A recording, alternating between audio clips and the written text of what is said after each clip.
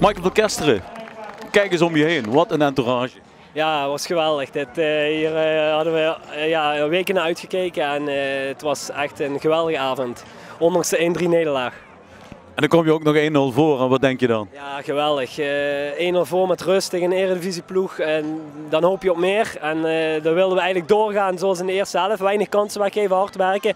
Maar als het dan na 2 minuten 1-2 is naar rust, ja, dan wordt het heel moeilijk. Want dan gaan zij de wedstrijd controleren en dan moeten wij komen. En we hebben te weinig gecreëerd daarna om nog aanspraak te maken op de 2-2. Maar ja, het was een geweldige avond. Ik denk dat het geen schande is als we met 3-1 van een subtopper uit de Eredivisie verliezen. Alleen de teleurstelling nu zo vlak na de wedstrijd is er toch wel een beetje. En ze draaien een behoorlijk hoog tempo, Heerenveen. Ja, zeker. Wij moesten alle zeilen bijzetten. We stonden wel goed in de organisatie. Dus daarom hebben we het ook denk ik lang volgehouden. Maar ja, 3 of 1-3 is wel mee te leven, denk ik. Fantastisch.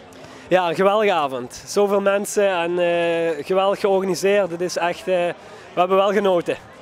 Kippenvel. Ja, zeker, zeker weten. Echt een unieke avond en zeker een hoogtepunt voor de club.